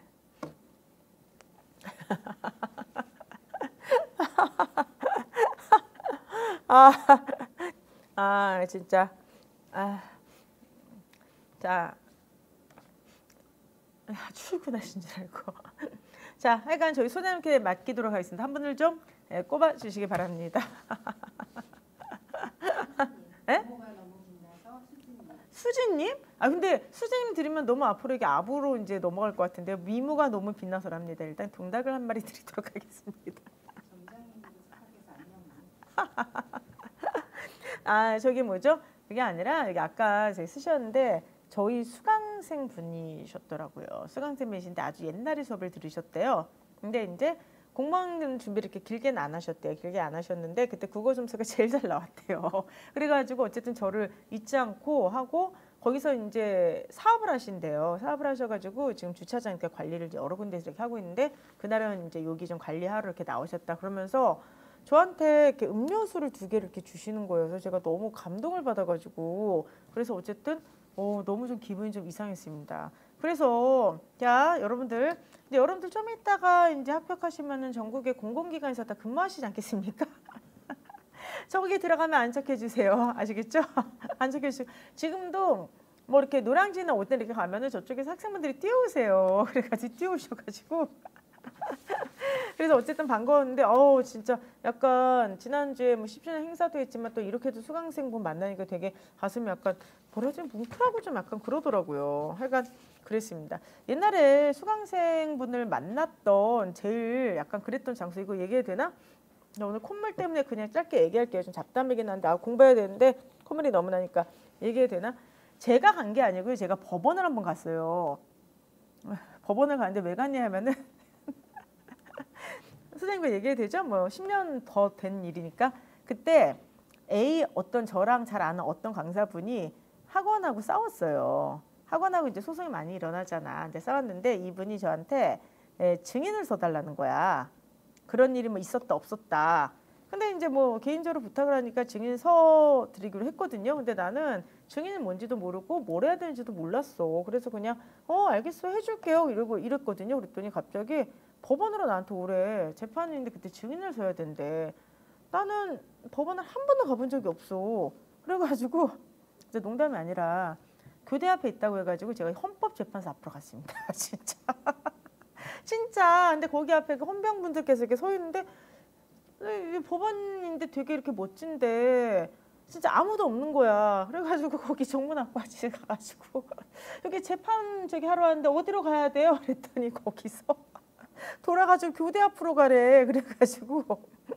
그래가지고 진짜 교대 앞으로 갔는데 교대 앞에 거기 무슨 개인 무슨 법원이 있더라고. 심도 몰라. 그때 아니야 서초동이야. 서초동 갔어. 서초동. 맞아 신 선생님. 그래가지고 교대 앞으로 갔어요. 서초동에 갔어. 그래서 교대 앞에 그 뒷길에 있는 하여간 거기로 갔거든요. 거기 주차 대빵 안 되는데 그래서 거기로 갔어. 근데 거기로 갔는데 진짜 기억이 나요. 저 법원 처음 들어가 봤거든요. 난생 처음 들어가 봐서 그때 10몇 년 전에 딱 처음 들어가 봤는데 정말 수의를 입으시는 분들이 재판받으러 오시는 분들이 손에다가 이렇게 뭐 이렇게 하고 그 재판받으러 오시는 분들이 진짜 포승줄에 묶여서 다니시더라고요. 나 진짜 놀랐어. 처음 봤기 때문에. 그래가지고 뭐 이렇게 신기하면서 이렇게 가고 있는데 저쪽에서 학생분이 뛰어오셨어요. 그러니까 학생이라는 생각 안 했지. 서류를 이만큼 드신 그 분이 뛰어오더니 선생님 하고 뛰어오는 거야. 그래서 나 너무 깜짝 놀라서 그러면 보통 이런 데서 반갑습니다 이래야 되잖아요. 근데 내가 너무 놀라서 뭐라 하지? 저 아니에요. 저 아니에요. 저 재판 받으러 온 거 아니에요. 그랬던 적이 있습니다. 그래가지고 학생하고 그때 인사 나누고 했던 적이 지금도 기억이 납니다. 그래서 그때 느낀 게 있어요. 죄 지면 안 되겠다. 죄 져가지고 제가 이거 묶여가지고 거기 들어가면 다 제자들 만날 거 아니야. 그래서 그러면 안 되겠다. 그랬던 적이 지금도 있습니다. 어머나 웬일이야. 자, 어떻게 재밌으셨나요? 오늘 제가 공단기 대표 민여강에서 코찔찔이 강사 됐기 때문에 옛날에 10몇 년 전에 코찔찔이 때 있었던 이야기들을 좀 해드렸습니다. 이제 다시 집중해서 일을 또 가야 돼요. 오늘 좀 약간 수업이 이렇게 정신없어서 좀 약간 이해를 좀 해주시기 바라고요. 싫어야 진짜. 그래서 제가 너무 놀라서 저기서 막 학생은 반가워서 뛰어오는데 나는 저 아니에요 이러면서 뒷걸음질 쳤던 기억이 있습니다. 그래서 앞으로 여러분 좀 이따가 이제 합격하실 테니까 합격하시면은 이번에 그 주차장에서 인사하셨던 그분처럼 반가워해 주시고 저도 정말 반갑게 인사드릴 테니까 우리 그때를 생각하면서 지금부터 1일도 열심히 한번 풀어보도록 하겠습니다. 자, 일단 정답률을 좀 보도록 하겠는데요. 정답률 나쁘지 않은데요. 9번하고 10번이 좀 나쁩니다. 그럼 지금부터 한번 읽어보도록 하겠습니다. 패권 한정 이론은 공공재 이론에 기초한 것으로 국제체제 내 한 지배적 국가, 즉 패권 국가의 존재가 전체적으로 바람직한 결과를 가져온다고 설명한다. 그러니까 한 명이 만약에 깡패면은 전체적으로 바람직하다 이렇게 생각하는 것 같아요. 자, 그런데 공공재라고 하는 건 뭐냐? 공중이, 대중이 공동으로 사용되는 물건이나 시설로 도로, 교량, 공원, 나를 이른다. 이는 사회재와 달리 비배제성과 비경합성을 가지고 있는데 이로 인해 시장의 자발성으로 제공되기가 어렵다. 자, 비배제성이라는 것은 대가를 지불하지 않고 부정한 납대가 그 누구에게나 재화가 공급되는 것으로 이로 인해 각계는 무임승차의 심리를 가질 수가 있다. 또한 비경합성이라고 하는 것은 어떤 개인이 일정의 재화를 소비해도 그것이 다른 사람의 소비를 방해하지 않는 것이다. 그래서 일단 여러분께서 이 두 가지를 먼저 좀 보셔야 되는 게 비배제성은 이거는 바로 뭐냐면은 여기 나와 있죠. 가격이라 돼 있죠. 그럼 대가라 돼 있죠. 대가가 없다. 자, 그다음에 요거는 뭐냐면은 다른 사람의 뭐라 되냐면은 비경합성이라는 것은 다른 사람의 소비를 방해하지를 않는다. 다른 사람도 참여할 수 있다. 뭐 이런 내용이에요. 그래서 일단 이렇게 이제 체크를 좀 확실하게 해 두시기 바랍니다. 하지만 국제사회의 경우 그 구성원이 국가의 수가 비교적 적을 뿐만 아니라 공공재로부터 기대되는 혜택이 비교적 소수 구성원이 집중되는 경향이 있기 때문에 자신의 비용을 들여서라도 공공재를 제공할 의사가 있는 지배적 수혜자가 존재할 가능성이 상당히 높다. 그러니까 국제사회는 지배적 수혜자가 있을 가능성이 높다는 거죠. 따라서 국제사회의 경우는 지배적 수혜자, 즉 패권국가, 그러니까 지배적 국가, 패권국가에 일방적으로 공공재가 제공될 가능성이 있으며 공공재의 비배제성, 야 너도 들어올 수 있어, 너를 방해하지 않아 로 인해서 국제사회의 다른 구성원이 다른 이들도 혜택을 받을 수가 있다. 이게 바로 공공재 이론의 관점에서는 패권 안정 이론의 핵심적이다. 그러니까 여기까지 보게 되면은 공공재 이론의 관점을 보면은 패권 국가가 공공재를 일방적으로 제공하는데 공공재는 비배제성과 비병합성을 가지고 있기 때문에 패권 국가가 아닌 다른 나라도 혜택을 받을 수가 있다. 너도 시장에 참여할 수 있어. 혜택을 받을 수 있어. 이렇게 얘기하는 거죠. 그래서 결과적으로 이거는 바람직한 결과를 가져온다. 긍정적으로 보고 있는 거예요. 할 수 있겠죠, 여러분들? 자, 그런데 이러한 패권 안정 이론에 대해서 스나이더리 비판하는 지점은 세 가지이다. 자, 그러니까 패권 안정 이론은 패권 국가가 있으면 공공재가 안정적으로 제공될 수 있다. 여기에 대해서 지금 대비가 되는 게 스나이더리 지금 비판하고 있어요. 첫 번째, 패권 국가는 다른 국가들로 하여금 자신이 제공하는 공공재를 무임승차들을 방치하는 자해적인 패권 국가일 수가 있다. 착한 애일 수가 있어. 그런데 자국의 정치 군사적 영향력을 행사해 그들에게 패권 국가가 아닌 사람들에게 아닌 국가에게 공공재 제공에 소요된 비용을 강제로 부과하는 강압적 패권 국가가 될 가능성도 있다. 야, 내가 그러니까 국제 질서를 위해서 공공재를 제공할 테니까 너는 거기에 소요된 비용을 네가 나눠 분담해 이렇게 되는 거죠. 그러니까 결과적으로 강제 승차를 당하는 다른 국가들의 입구에서 볼 때 가진 자의 횡포다. 둘째, 패권 국가의 존재가 공공필요재 국제 공공재 제공의 필요 조건 아니다. 필요 조건 아니라는 게 뭐예요? 원래대로 하면은 그 필요 조건이라고 하는 거는 패권 국가가 없으면 공공재가 없다가 돼야 되죠. 근데 그게 아니라는 거야. 그러니까 공공재는 행위자 간의 자발적인 협상을 통해서 제공될 수도 있다. 그러니까 필요 조건 되기 위해서는 패권 국가가 없으면 공공재가 없다가 돼야 되는데 이게 아니다. 그러니까 패권 국가가 없어도 자발적인 협상을 통해서 공공재가 제공될 수가 있다는 거죠. 그리고 특히 공공재로부터 발생한 혜택이 소수 강대국들에게 집중된 현재의 국제사회 특성을 감안할 때 그들 간의 협상과 협력을 통한 공공재의 성공적 제공 가능성이 매우 높다. 이때 그들은 바로 강대국이 되겠죠. 그렇기 때문에 이러한 협력을 통한 공공재 제공은 단일의 패권 국가의 공공재 제공에 비해서 더 효과적일 가능성이 높다. 이렇게 지금 이야기를 하고 있습니다. 제가 지금 잘못 읽었네요. 여기서 그 10번의 그 그들이라고 하는 거는 자, 혜택이 소수 강대국에게 집중된 특성 감안을 할 때 자, 소수 강대국이 아닌 그런 어떤 국가들의 협상과 협력을 통한 제공 가능성이 매우 높다. 지금 이렇게 좀 읽어야 될 것 같습니다. 그렇기 때문에 어찌 되었든 간에 요 C 같은 경우는 A, B의 의미가 다르게 되겠죠. 자, 그 다음에 계속해서 한번 읽어보도록 할게요. 그리고는 이러한 협력을 통해서 공공재 제공은 단일의 패권 국가에 의한 공공재 제공에 비해서 더 효과적일 가능성이 높다라고 이야기하고 있습니다. 그렇기 때문에 그 밑을 보게 되면은 보다 많은 국가가 공공재 제공에 참여하기 때문에 더 좋은 공공재가 제공될 수 있다. 지금 이렇게 지금 쓰고 있죠. 버벅대고 있습니다. 패권 국가가 제공한 제어가 진정 공공재인가 하는 문제도 또 있어요.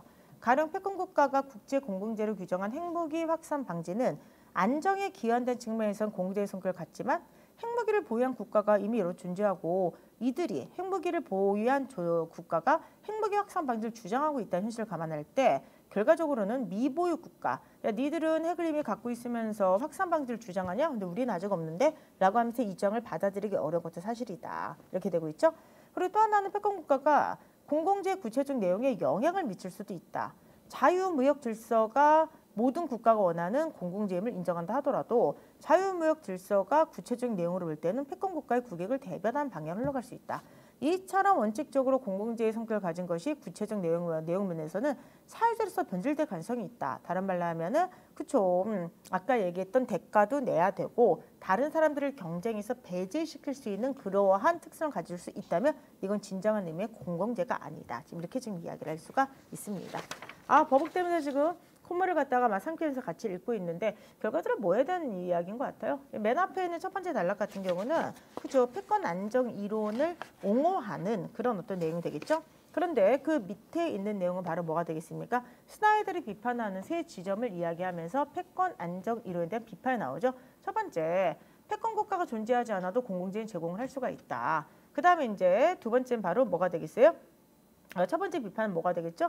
그렇죠. 패권 국가가 강압적인 깡패가 될 수가 있다. 두 번째는 패권 국가가 없어도 공공재가 제공이 될 수 있다. 이런 얘기를 하죠. 그래서 패권 국가가 아니라도 많은 국가의 협력을 통해서 공공재 제공이 될 수가 있는 것이고, 그럼 마지막 세 번째는 패권 국가가 제공하는 제어가 진짜 공공재인가, 그들의 이익을 반영하고 있지 않은가, 이렇게 지금 이야기를 할 수가 있습니다. 그래서 그렇죠. 요거 같은 경우는 지금 전체적인 내용을 갖다가 김한별님께서는 공공재 공급에 대한 학자들의 대비된 견해라고 했는데 공공재 중에서도 이건 뭐냐면은 국제사회 공공재예요. 그러니까 그냥 공공재를 얘기하는 게 아니라 어떻게 보면은 국제사회 공공재에 대한 거니까 패권 안정 이론에 대한 찬성과 패권 안정 이론에 대한 그쵸, 이거는 비판이 더 맞습니다. 그래서 이거는 만약에 제목을 잡으면은 이 패권 안정 이론이라고 하는 탑픽이 들어가야지 공공재만 들어가면 탑픽으로 좀 잡긴 조금 약간 약합니다. 오케이.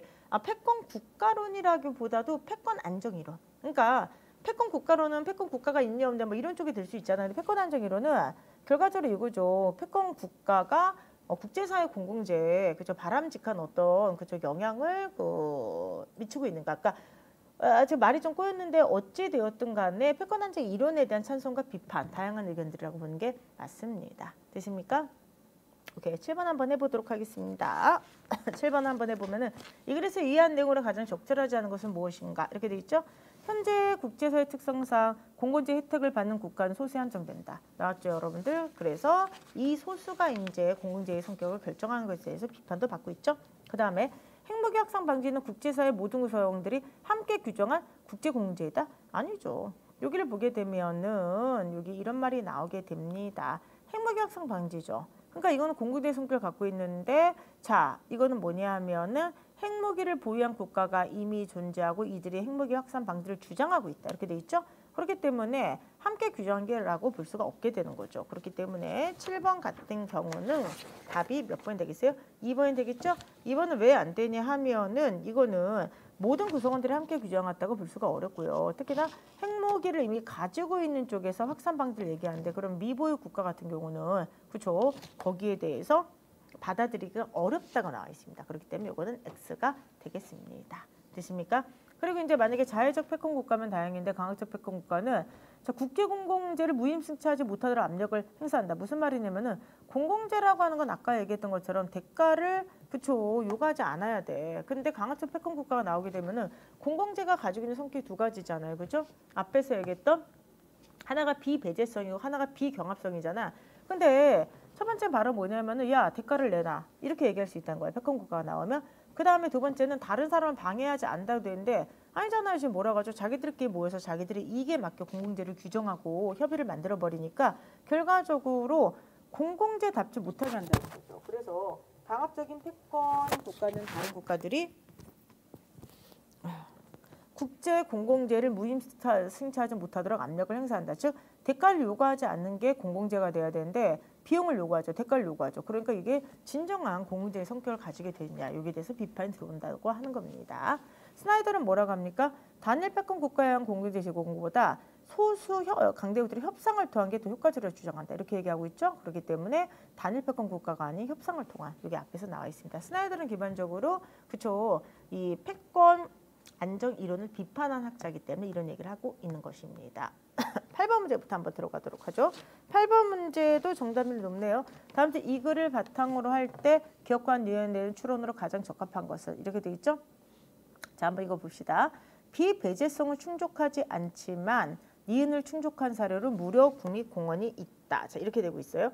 아니죠. 여러분들 생각을 한번 해봅시다. 선착순 입장 가능한 무료 국립공원이죠. 무료죠. 그럼 얘는 뭐야? 그렇죠. 대가가 없는 거잖아. 그렇기 때문에 비배제성을 충족하고 있는 거죠. 근데 선착순이기 때문에 내가 먼저 들어가면 다른 사람을 방해할 수 있죠. 내가 먼저 들어가게 되면 다른 사람들은 못 들어올 수가 있으니까 비경합성을 충족하지 않은 거죠. 바꿔 썼네요. 그 다음에 두 번째, 혼잡이 없는 유료 고속도로죠. 유료니까 돈을 내라고 하니까 비배제성은 충족하지 않고 있죠. 자 그런데 혼잡이 없대. 혼잡이 없다라고 하는 건 뭐냐면 내가 다른 사람을 방해하지 않는다는 뜻이잖아. 그렇기 때문에 뭐가 되겠어요? 비경합성을 충족하는 거죠. 그래서 1번과 2번은 지금 반대로 다 진술하고 있습니다. 3번. 기업과 니은을 모두 충족한 사례로 자 선박의 항해를 돕는 등대의 불빛이 있죠. 그럼 등대의 불빛을 우리가 이걸 도움을 얻기 위해서는 대가를 지불하지 않죠. 근데 내가 등대의 불빛으로 도움을 얻는다고 해서 다른 사람을 방해하고 못 들어오게 하지 않잖아요. 그렇기 때문에 기업과 니은을 모두 충족하게 되겠죠. 정답은 3번이 되겠습니다. 그 다음에 기업과 니은을 모두 충족하지 않는데 대기 중 산소. 자, 대기 중 산소는 대가가 없죠. 근데 내가 산소를 마신다고 해서 옆에 사람 못 마시는 건 아니잖아. 방해하는 게 아니지 모두 충족하게 되는 거죠. 그렇기 때문에 8번의 정답은 오늘 난리네요. 자, 8번의 정답은 몇 번? 3번이 되겠습니다. 자, 인증도장 일기 들어갑니다. 나의 약점 극복 의지를 남겨주세요. 카페에서 지금 인증 계속해서 이벤트를 하고 있는데 여러분들 카페 인증 이벤트에 많이 참여를 해 주시기 바랍니다. 오케이. 9번. 이 글에 대한 평가로 가장 적절한 것을 한번 찾아보라고 하고 있습니다. 그럼 한번 해보도록 하겠습니다. 권력이 특정 국가에 집중되지 않고 다수 국가로 분산될 때 국제체제 안정성이 상대적으로 높았다. 특정 국가에 집중된다. 특정 국가가 바로 뭐가 된 거? 패권 국가잖아. 근데 거기에 집중되지 않고 오히려 분산될 때 국제체제가 상대적으로 안정이 됐다. 이렇게 얘기하죠. 그럼 여러분들이 이거 같은 경우는 반대가 되는 거잖아. 반대가 되는 거니까 강화되지 않는다. 되십니까? 그 다음에 두 번째 한번 풀어보도록 하겠습니다. 패권 국가가 없던 시대에 국제 공공재가 제공된 적이 있다. 이렇게 돼 있죠. 자, 스나이더는 지금 뭐라고 지금 얘기합니까? 패권 국가라고 하는 것은 그렇죠. 국제 공공재의 필요 조건이 아니다. 만약에 이게 필요 조건이란다면 패권 국가가 없으면 공공재가 없어야 된다고 얘기하죠. 아까 여기 나와 있죠. 여기. 자, 여기 패권 국가의 존재가 국제 공공재 제고의 필요 조건이 아니다. 만약에 필요 조건이라고 한다면은 패권 국가가 없으면 공공재 제공이 안 돼야 돼. 근데 스나이더는 지금 필요 조건이 아니라고 얘기하고 있잖아. 그러니까 패권 국가가 없어도 국제 공공지는 제공이 된다. 이렇게 얘기할 수가 있는 거죠. 그러니까 원래 없으면 없다가 돼야지 필요 조건인데 없다가 하더라도 잘 굴러봐. 그런 적이 있어 라고 하죠. 그러니까 이건 필요 조건이 아니라는 뜻이니까 스나이더의 주장은 당연히 강화되는 거죠. 그래서 나는 맞습니다. 마지막 세 번째. 패권 국가는 국제사회 전체를 위한다는 이타심 때문이 아니라 자국의 이익을 최대화하기 위해서 국제 공공재를 제공한다. 이렇게 되고 있죠.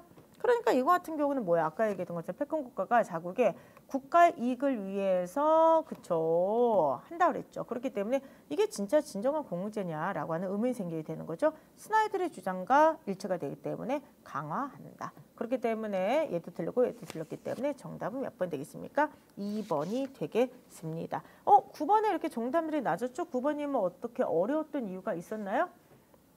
보시면은 지금 이거 같은 경우는 제일 중요한 게 계속해서 얘기하지만 이 글을 좀 요약을 한번 해보세요. 요약을 하게 되면은 이 앞에는 패권 안정 이론에 대한 뭐 특성 혹은 긍정적인 면이죠. 결과적으로 이거는 다른 이들도 혜택을 받을 수 있고 공공재 성격을 가지고 있다는 거야. 쉽게 얘기하면 아까 얘기했던 것처럼 계속해서 얘기하지만 비배제성과 비경합성을 가지고 있다. 근데 스나이더는 결과적으로 비배제성과 비경합성이 맞냐라고 얘기하는 거예요. 그러니까 패권 국가가 만약에 얘가 굉장히 어떻게 보면 나쁜 어떤 패권 국가라고 하면은 비배제성이라고 하는 대가를 지불하지 말아야 돼. 야, 돈 내놔. 대가를 지불해. 이렇게 얘기하죠. 비경합성이면은 자, 다른 사람들이 소비를 방해하지 않아야 되는데 그렇지 않고 자국의 이익을 위해서거나 아니면은 뭐 뒤에서 나오게 되죠. 그렇기 때문에 지금 패권 안정 이론에 대해서 스나이더를 비판하는 지점을 보시면 되는 거죠. 그렇기 때문에 그렇게 보게 되면은 정답은 몇 번 되겠어요? 나가 되겠습니다. 9번이 제일 어려웠어요. 근데 지금 오베리님 뭐라고 하냐면은 그냥 지문 이해를 잘 못했다. 시간의 압박을 이기지 못했다라고 하는데 제가 지금 콧물을 너무 먹으면서 이야기해서 좀 죄송하긴 한데 어떻게 설명을 들으니까 지문 좀 이해를 하시겠어요? 하시겠죠? 그래서 앞에는 어떻게 보면은 그 공공재 이론에 따라서 패권 안정 이론을 지금 설명을 했던 거야. 설명을 했던 게 두 가지죠. 낫 대가, 낫 다른 사람 방해. 이 두 가지로 이제 패권 강화, 패권 그 안정 이론을 갖다 지지를 했는데 거기에 대해서 스나이더를 비판하는 거예요. 과연 그러냐? 과연 대가를 주지 않냐? 과연 다른 사람들을 방해하지 않냐? 그리고 이게 진정한 공공재냐? 이렇게 지금 비판을 하는 거예요. 아시겠죠? 그런 식으로 좀 읽어주시면 좋을 것 같습니다. 마지막 10번 문제, 10번 문제 같은 경우는 한번 보도록 하죠. 다음 중 문맥적 의미가 동일한 것을 한번 찾아보도록 하겠습니다. 그러면은 A는 뭐가 되겠죠? 제가 읽다가 그냥 좀 약간 버벅거리면서 좀 읽었는데 어쨌든 간에 이거는 패권 국가를 제한 나머지 국가들. 그 다음에 B도 패권 국가가 공공재 제공 비용을 요구하는 거니까 이것도 패권 국가는 아니게 되는 거죠. 그렇죠? 자, 그러니까 다시 한번 보도록 하면은 여기부터 이제 나와 있죠. 여기 A. 그러니까 공공재 비재소성으로 인해 국제사회의 구성원이 다른 이들도 혜택을 받을 수 있다. 패권 국가가 아니에요. 그래서 다른 이들. 그 다음에 여기 나와 있죠. 자, 그들에게 비용을 강제로 부과한다. 패권 국가가 아닌 다른 이들. 그러니까 A하고 B가 똑같게 되겠네요. 됐습니까? 그럼 C 같은 경우는 뭐가 되겠어요? 여러분들 C 같은 경우는 협상과 협력을 통한 공공재를 제공할 수 있는 소수 강대국. 얘가 바로 C가 되겠죠? 얘는 그러면 단일한 의미가 되겠고요. 마지막에 D 같은 경우는 이들이 핵무기 확산 방지를 주장하고 있다가 이거는 핵무기를 이미 보유한 국가들 이렇게 되겠네요. 그렇기 때문에 의미가 똑같은 건 A하고 B뿐이 없겠네요. 그래서 A하고 B 정답은 1번이 되겠습니다. 됐습니까? 일단 오늘 좀 수업을 하는데 제가 굉장히 무안하기도 하고 지금 좀 약간 좀 창피하기도 하고 그렇습니다. 일단 왜 그러냐? 아무리 코를 많이 먹어도 이렇게 버벅거리면서 읽을 수가 있을까? 너무 좀 약간 좀 창피하고요. 그 다음에 뭐 버벅거리면 설명해도 여러분들한테 설명이 제대로 전달되었으면 좋겠어요. 그리고 되게 웃긴 게 아까 처음에 제 목소리가 이랬죠? 중간에 갑자기 콧물이 막 나오면서 목소리가 멍망이 되면서 콧물이 흘렀는데 수업이 끝날 때 되니까 다시 이제 또 목소리가 좋아지고 있습니다. 콧물이 지금 잠깐 또 멈췄습니다. 이 콧물은 도대체 뭘까요? 저희 의지로 통제가 안 되는 안 되고 있는 것 같습니다. 그래서 어쨌든 오늘 좀 약간 좀 컨디션이 나쁜 게 아니라 콧물 때문에 좀 약간 더러운 수업이 됐는데 어떻게 내용 전달을 좀 잘 됐으면 좋겠어요. 그래서 여러분들 오늘 한번 얘기를 한번 좀 들어봤으면 좋겠는데 이번에 시즌 3을 저는 이렇게 진행을 한번 해봤으면 좋겠어요. 그러니까 전체적으로 뭐 시간 내에 빨리 푸는 좀 쉬운 문제만 넣는 게 아니라 쉬운 문제도 당연히 있죠. 근데 중간중간에 이 문제 답은 왜 이렇게 나올까? 몇 번씩 생각하면서 읽어야 되는 약간 어려운 질문, 약간 어려운 함정 이런 걸 좀 넣어가지고 결과적으로 그런 문제가 시험에 나올 가능성은 적어요. 근데 제가 항상 말씀드리는 게 읽어보고 그러니까 내용적으로도 읽어보고 구조적으로도 읽어보고 정 안 되면 선택지 속으로도 풀어보고 이런 식으로 좀 뇌를 좀 전방위적으로 좀 괴롭히는 문제들을 가끔 푸는 게 사실 시험에서 굉장히 도움이 되거든요. 그래서 그런 문제를 좀 많지는 않고 한두 문제 정도 준비를 해보면서 그쵸 해보는 게 어떨까 생각을 좀 합니다. 여러분들 의견 좀 저기 채팅창에다 좀 남겨놓아 주시겠어요?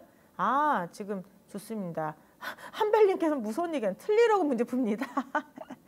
아니, 틀리는 문제도 가끔 가다가 있게 되는 거죠. 그리고 봉규님께서 봉규님 오늘 이제 두 번째 오셨는데 앞으로 그럼 빠지지 말고 꼭 오셔야 돼요. 3번, 4번, 6번, 7번 네 문제라고 되는데 와 지금은 10문제 중에서 네 문제가 어려우셨는데 앞으로는 다 맞으시거나 아니면은 많아봤자 한두 문제뿐이 어려운 문제가 없을 것 같습니다. 그래서 불맛으로만 준비하는 것은 조금 문제가 있어요. 왜냐하면은 불맛으로만 준비하면 이 체크랑 시간이 배정하는 시간을 이렇게 분배하는 법을 또 익히질 못해요. 근데 시간 분배는 저희가 출발선이나 이런 모의고사를 통해서 충분히 연습하니까 한번 라이브를 통해서 제가 출발선에서 좀 못 보여드리는 문제 혹은 제가 실강 강의를 하면서 학생분들이 너무 어려워했던 문제 같은 게 있으면 그걸 가져와서 다시 한번 풀어드리는 시간이 있으면 좋을 것 같습니다.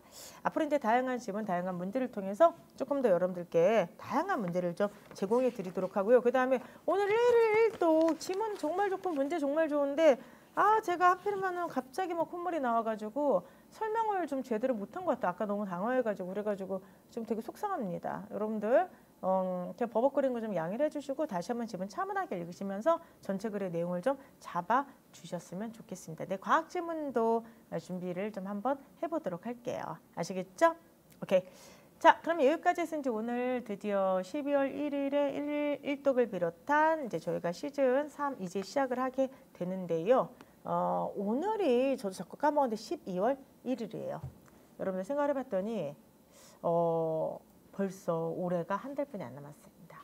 근데 거꾸로 생각하면 우리가 합격할 날이 그만큼 한 걸음 한 걸음 더 가까워지고 있다. 이렇게 생각했으면 좋겠어요. 그래서 오늘 월요일 저녁이에요. 밤입니다. 오늘 수업이 끝난 다음에 그냥 라이브 끝났다라고 생각하지 마시고요. 아주 잠깐이라도 이번 한 주의 계획을 다시 한번 다잡으시고 그리고 다음 주 월요일 날 7시에 만날 때까지 내가 무엇을 하겠다 생각하는 계획을 다시 한번 재정비하는 시간을 오늘 밤에 꼭 가지셨으면 좋겠습니다. 그럼 저희는 다음 주 월요일 날 또 그때는 좀 콧물을 좀 마르게 한 상태에서 들어오도록 하겠습니다. 다음 주 월요일 날 또 여러분들과 함께 라이브 때 또 뵙도록 하겠습니다. 일주일 동안 건강하게 지내시고요. 다음 주 월요일에 뵙겠습니다. 안녕. 안녕히 계세요. 안녕히 계세요.